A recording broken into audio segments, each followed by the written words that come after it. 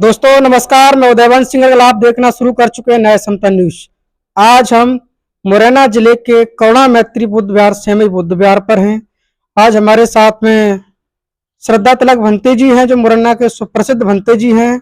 बहुत ही अच्छे उपदेशक देते हैं, बहुत ही समाज को एक कुशल मार्गदर्शन देते हैं। तो इनसे पूछना चाहेंगे कि हाल ही में बुद्ध गया में महाबोधि विहार है, महाविहार को मुक्त कराने का जो आंदोलन चल रहा है, वो आंदोलन क्या है भंते जी? इसको हमें हमारे दर्शकों को समझाने का प्रयास करें भंते जी। तो पहले आप भंते जी, हमारे नए समता न्यूज आपका बहुत बहुत स्वागत है भंते जी। विश्व वंदनीय विश्व लोक गुरु तथा सम्यक संबुद्ध की करुणा से एवं क्रांतिशूर युग परस्पर पूज्य बोधिसत्व बाबा साहेब भीमराव अम्बेडकर की पवित्र प्रेरणा से सदा पूजनीय भिक्षु संघ, धम्मप्रिय प्रबुद्ध उपासक और उपासिकाएं, यह भारत सदियों से हम बौद्धों का देश रहा है। यह प्रबुद्ध देश बुद्ध का देश है। विश्व के लोक गुरु, मानवता के पथ प्रदर्शक, मार्गदाता तथागत सम्यक संबुद्ध हैं, जिन्होंने संपूर्ण मानवता के लिए सद्धम्म का पवित्र मार्ग बताया है, जिन्होंने विश्व शांति का संदेश भी दिया है, अतः मानवता का पाठ पढ़ाया है। तो कहना चाहिए, सदियों से भारत बौद्ध में देश रहा है। इस देश के हम जो मूल संस्कृति में जीवन जीने वाले यहाँ के प्रबुद्ध लोग हैं, हम भूतकाल से बौद्ध हैं और भविष्य में भी बौद्ध रहेंगे और वर्तमान में भी बौद्ध हैं। जैसे इंडिया देश भारत में महान सम्राट अशोक ने इस पूरे देश भारत में 84,000 बुद्ध विहारों का निर्माण किया। कन्याकुमारी से कश्मीर तक, नेपाल, पाकिस्तान तक पूरे भारत में बौद्ध विहारों का निर्माण किया और धम्म के समर्पणता में अपने लड़का लड़की संघमित्रा महेंद्र को भिक्षु और भिक्षुणी बनाकर श्रीलंका, थाईलैंड, विदेश में भी भेजा। यह भारत सदियों से बौद्धों का देश रहा है। यह प्रबुद्ध देश कहलाया जाता है। भारत का जब प्रधानमंत्री जी जब श्रीलंका, थाईलैंड, अमेरिका, कई विदेशों में जाते हैं तो यह कहते हैं मैं बुद्ध की धरती से आया हूं। यह नहीं कहते कि मैं रामकृष्ण के दीव दुर्गा किसी अन्य की धरती से आया, नहीं, यह कहते हैं कि मैं बुद्ध की धरती से आया हूं। यह बात सत्य है। भारत बौद्धों का देश रहा है। यह भारत बुद्ध की धरती है। यह बौद्ध में देश रहा है सदियों से। बुद्ध का मार्ग संपूर्ण मानवता के लिए कल्याणकारी सद्धम्म का मार्ग है।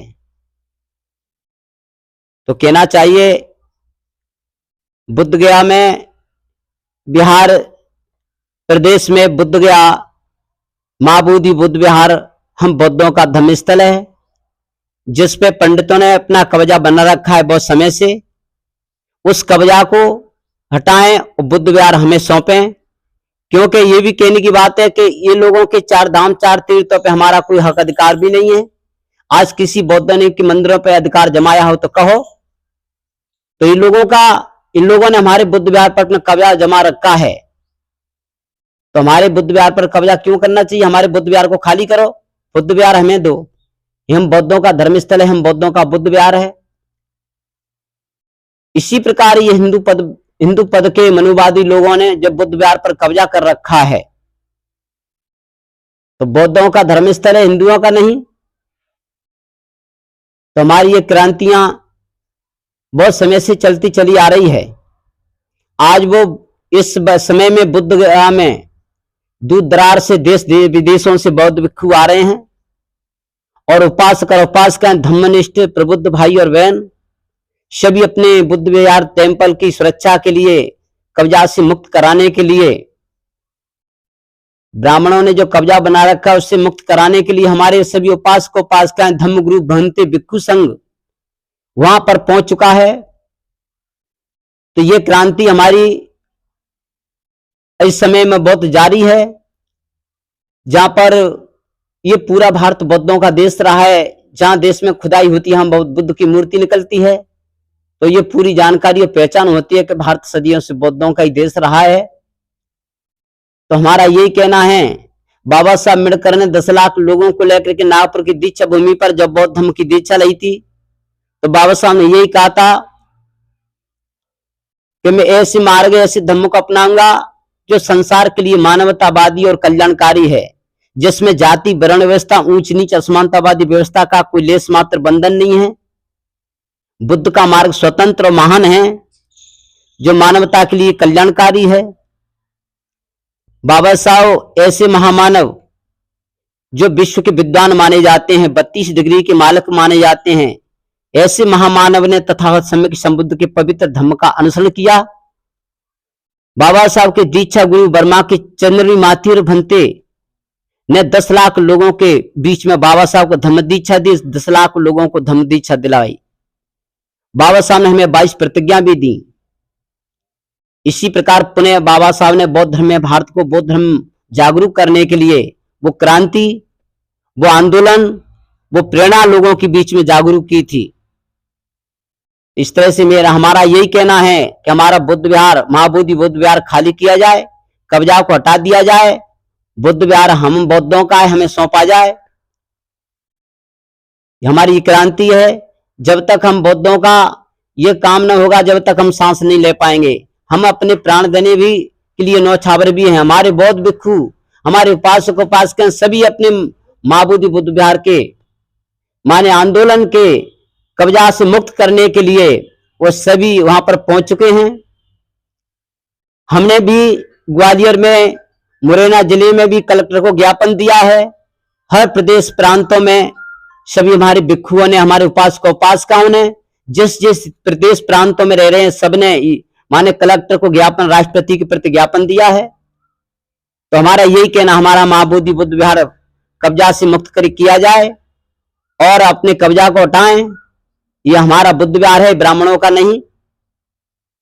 इसी के साथ भंते जी है कि इसमें हजारों, पूरे देश की बात की जाए तो हजारों से ज्यादा भंते जी होंगे देश के अंदर, फिर भी लोग इससे जुड़ क्यों नहीं पा रहे हैं? इसमें जो लोग बुद्ध की विचारधारा क्यों फैल नहीं पा रही है, इस पर क्या कहें भंते जी?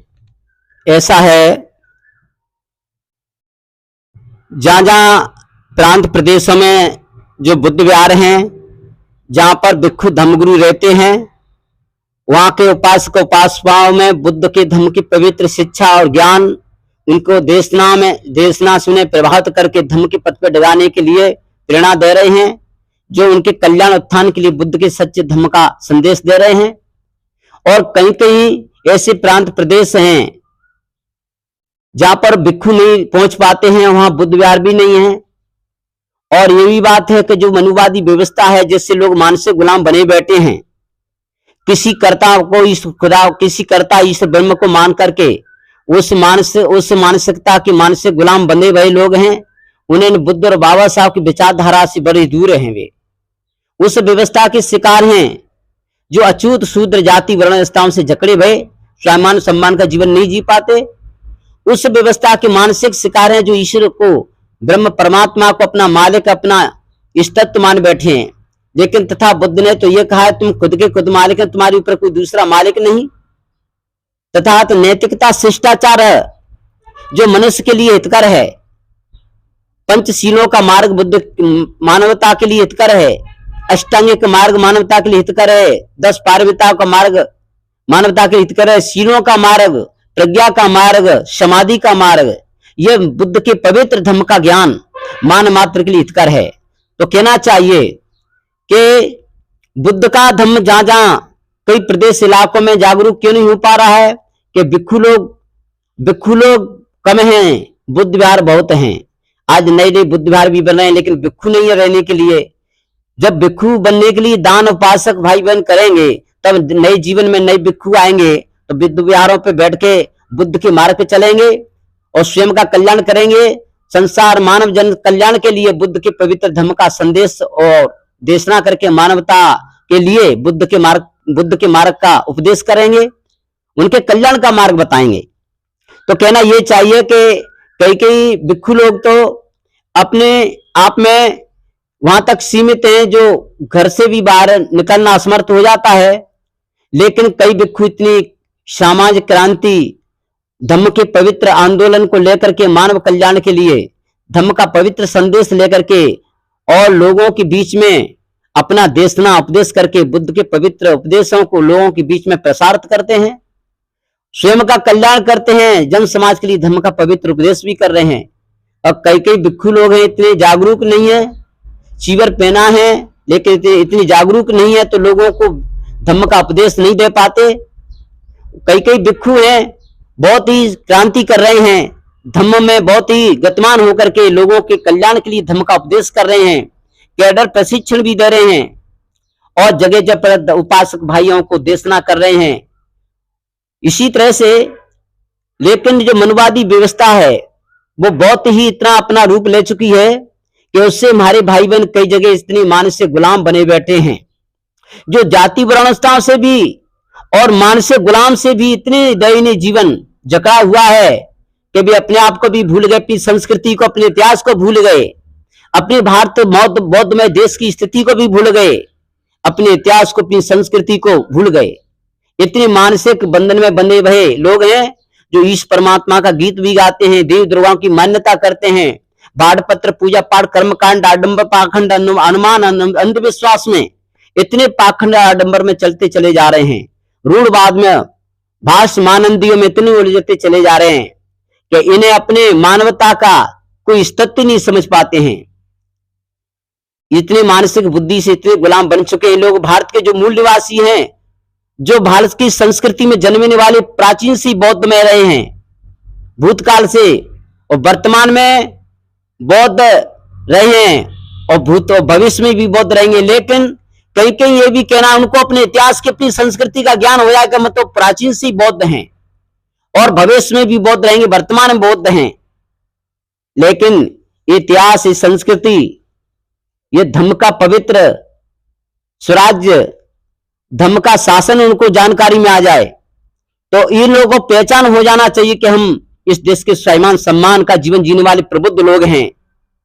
लेकिन ये लोग मानसिक बुद्धि से गुलाम होने के मुताबिक इस ब्रह्म परमात्मा में जकड़े हैं, किसी आडंबर पाखंडों में जकड़े हैं, मत पंथ मत मतांतरों में जकड़े हैं, धर्म संप्रदायों में जकड़े हुए हैं।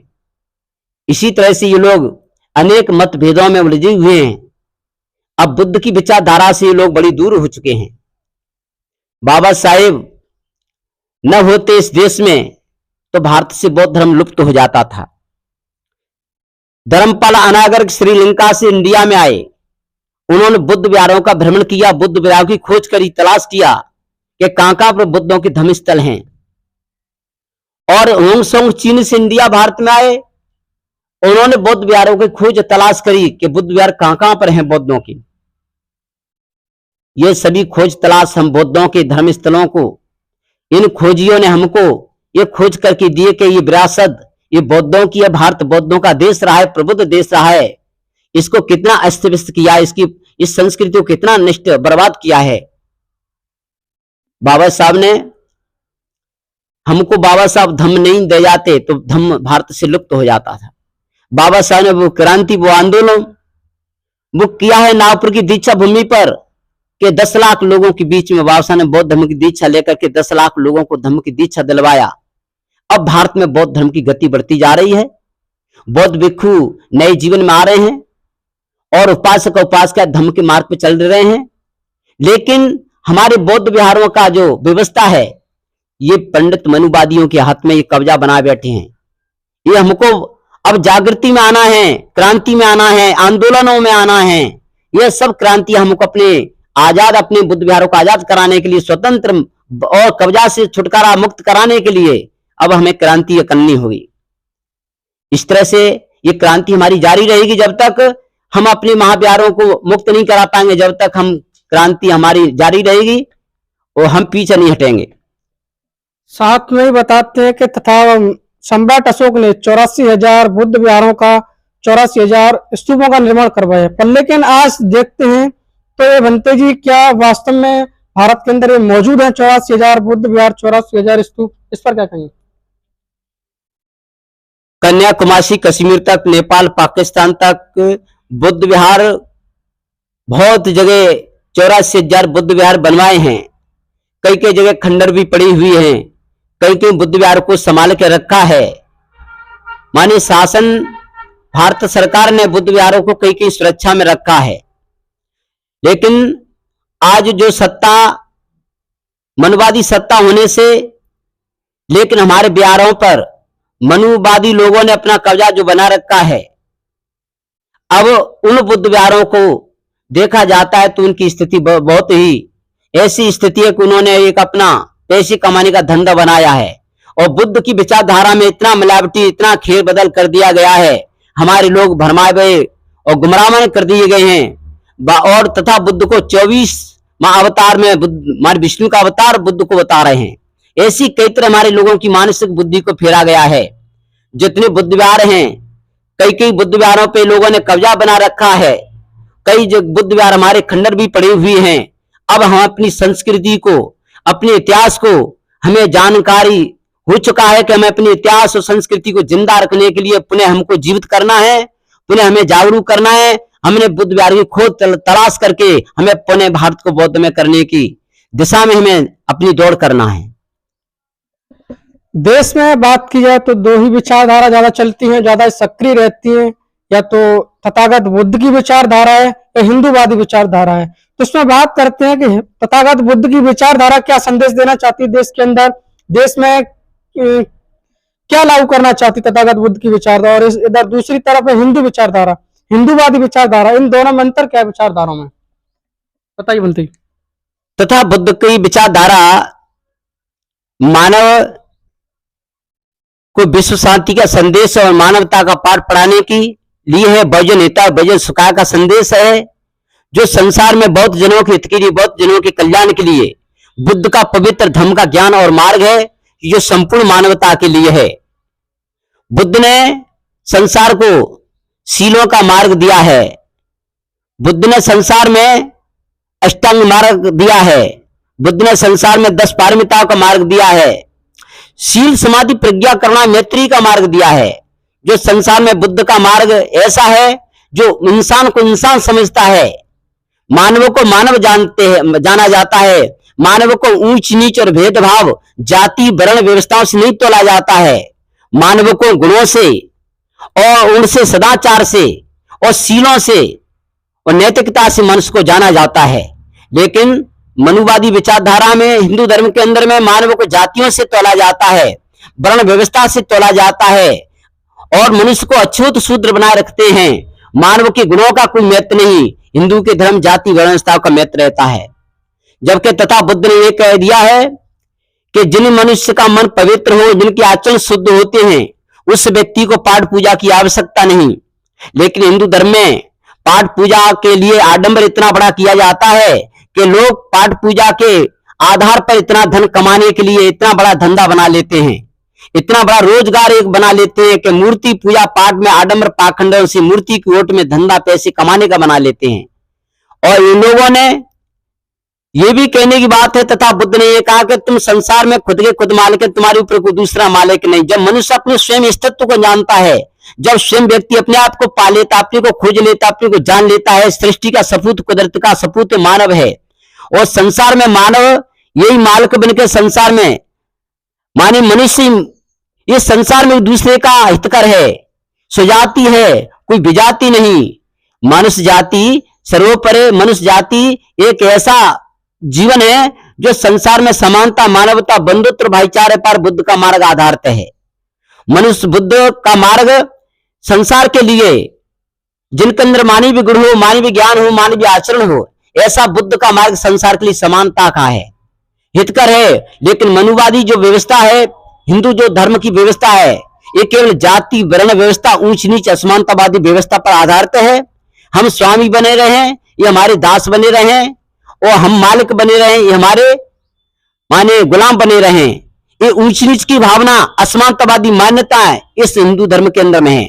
लेकिन तथा बुद्ध ने तो ये कहा है कि जियो और जीने दो, स्वयं अच्छा जियो, अन्य को अच्छा जीने दो। लेकिन ऐसी भावना इनको अच्छी नहीं लगती।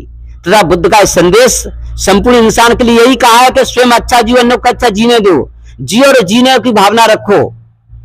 तथा बुद्ध ने मनु ने एक अछूत समाज का निर्माण किया है, लेकिन तथा बुद्ध ने एक प्रबुद्ध समाज का, विद्वान समाज का, एक नैतिकतावान समाज का और शीलवान समाज का निर्माण किया है, मानवता का निर्माण किया है, प्रबुद्ध समाज का निर्माण किया है। हमारे साथ में जो भंते जी हैं जो बता रहे हैं कुछ और जो मुद्दे रह गए उन पर कुछ चर्चा और बताएंगे। क्या क्या मुद्दे रह गए भंते जी और बताएं। हम किसी प्रदेश से इलाकों में जाते हैं, अपने भूले भटके भाई बहनों के बीच में एवं वहां के अनभिज्ञ लोगों के बीच में, क्षेत्र में, किसी जंगल प्रांत इलाकों में, ऐसे क्षेत्रों में जाते हैं तो भाई बहन जिस व्यवस्था में जी रहे हैं, जिस व्यवस्था ने उनको सदियों से लाचार व्यवस्था बहुत समय से रखा है, उन्हें जाति वर्ण व्यवस्थाओं से अछूत शूद्र बना के रखा है, वे स्वाभिमान सम्मान से नहीं जी पाते हैं और वे किसी मानसिक बुद्धि से इतने गुलाम हैं बेचारे कि वह ईश्वर परमात्मा या देवता देवियों की मान्यता में इतने जकड़े, आडमर पाखंडों में, भाट पत्र पूजा पाठ कर्मकांडों में ये लोग अपनी मानसिक बुद्धि से इतने माने गुलाम हैं बेचारे कि उस व्यवस्था से इतने जकड़े हैं कि उनको सुलझाना बहुत दुर्लभ हो जाता है। लेकिन हम उन लोगों से यह कहा है हमने कि आप लोग कोई अछूत शूद्र लोग नहीं है, इस देश के आप शुद्ध श्रेष्ठ लोग हैं, इस देश के आप शुद्ध श्रेष्ठ लोग हैं, कोई अछूत और शूद्र लोग नहीं तुम, और तुम कोई यहाँ की कोई हिंदू प्रवृत्ति के लोग नहीं, तुम इस देश के प्रबुद्ध लोग हैं, इस देश के तुम निर्धनी कंगाल लोग नहीं, तुम देश के शासक, यहाँ के राजा और महाराजा हैं, सदियों से इस देश के आप प्रबुद्ध लोग हैं और सदियों से देश के तुम शासक हैं, यहाँ देश के राजा और महाराजा हैं।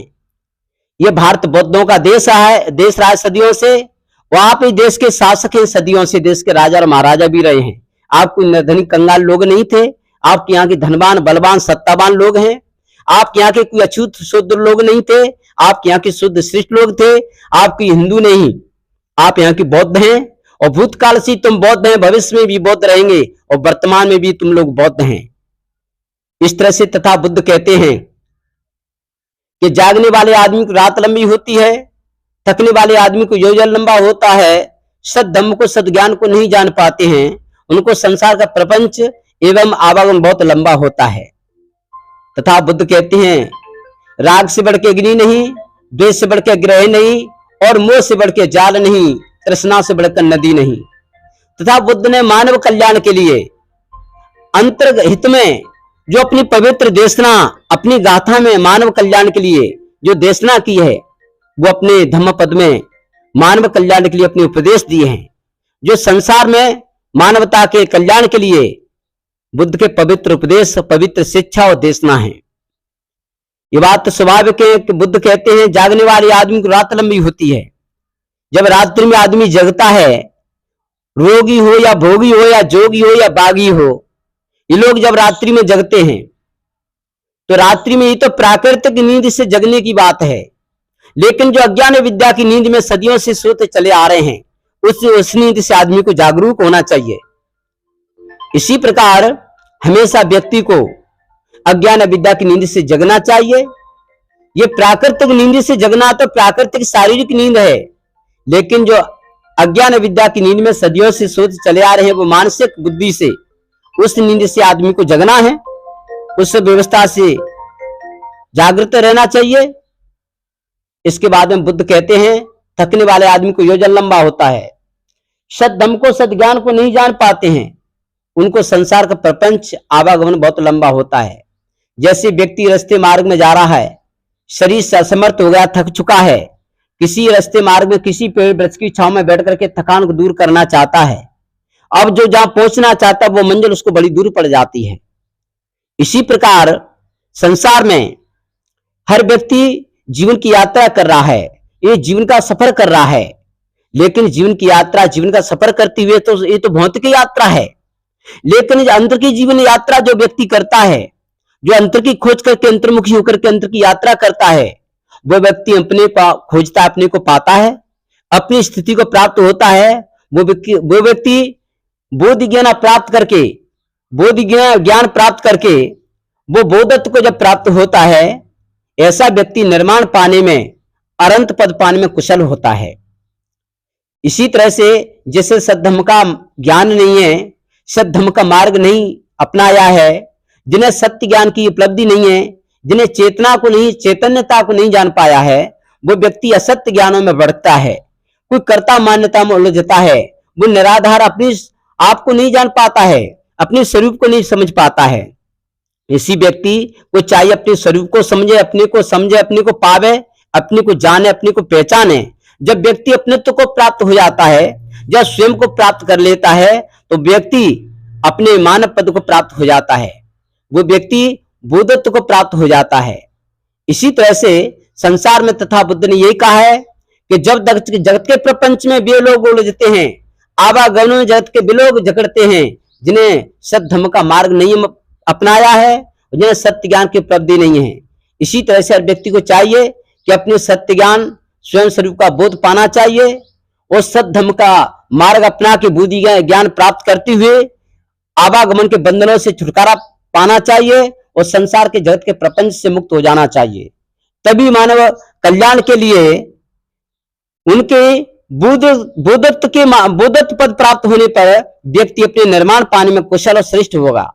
जब सुखमय जीवन होगा, कुशल जीवन होगा, हितकर जीवन होगा और कल्याणकारी जीवन होगा। इसके बाद में जब व्यक्ति राग, द्वेष, मोह, तृष्णा से मुक्त हो जाता है, तो उसका जीवन बहुत ही कल्याणकारी जीवन होता है। जो शील, समाधि, प्रज्ञा, करुणा, मैत्री के जब मार्ग में चलता है, उसका जीवन बहुत हितकर हो जाता है।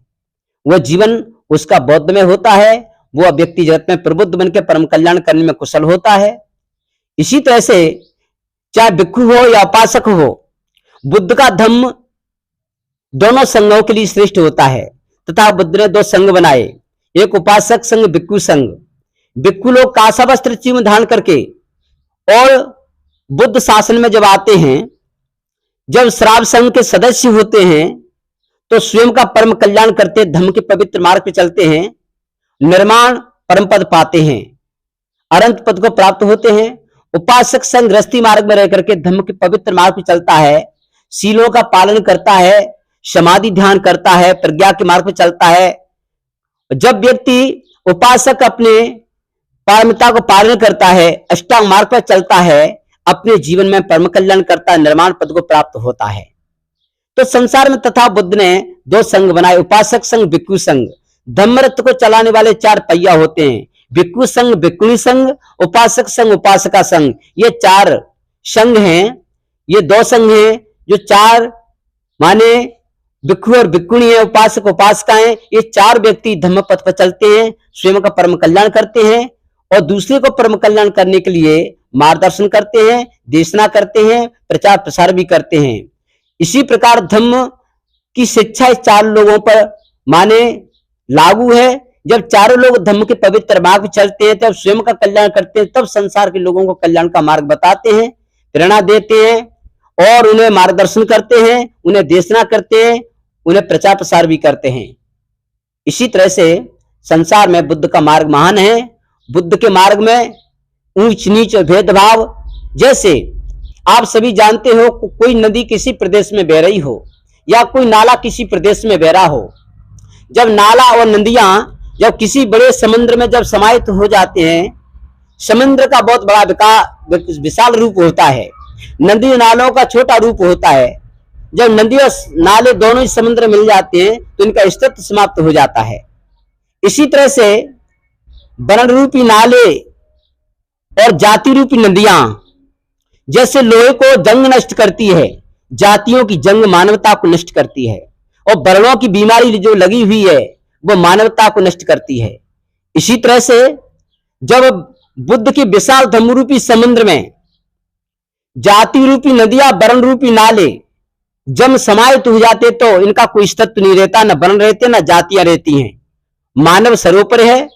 मानव को शीलों से, सदाचार से, नैतिकता, शिष्टाचार से तोला जाता है, मानव को गुणों से तोला जाता है, मानव को आचरण से तोला जाता है, शील से तोला जाता है, नैतिकता से तोला जाता है। मनुष्य को जातियों से नहीं तोला जाता, मनुष्य को गुणों से तोला जाता है। तो बुद्ध का मार्ग मानवतावादी है, जिसमें समानतावादी है, इंसानियत का पथ है। इसमें जाति, व्यवस्था, ऊंच नीच, असमानतावादी व्यवस्था का कोई बंधन नहीं, लेस मात्र कोई व्याधि उपाधि नहीं। बुद्ध का मार्ग स्वतंत्र संसार में महान है, लेकिन बुद्ध की ये संसार में देशना मान मात्र के लिए सर्वोपरि है। बुद्ध ने संसार को अपना घर माना है। बुद्ध ईर्ष्या के फिलॉसफी कुदरत के सपूत हैं। मानव के पथ प्रदर्शक मार्गदाता विश्व के लोक गुरु हैं। बुद्ध ने मानवता का पाठ पढ़ाया, विश्व शांति का संदेश दिया है। मानव बुद्ध के धम्म में ऊंच नीच भेदभाव जाति वर्ण व्यवस्था कुछ भी नहीं। बुद्ध का मान संपूर्ण मानवता के लिए पवित्र बुद्ध का धम्म और ज्ञान है।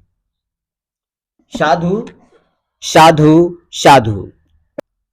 तो बहुत बहुत धन्यवाद बंते जी। बंते जी ने बताया कि तथागत बुद्ध का मार्ग, तथागत बुद्ध के जो उपदेश हैं वो मानव कल्याण के हित में, मानव का कल्याण करने चाहते हैं।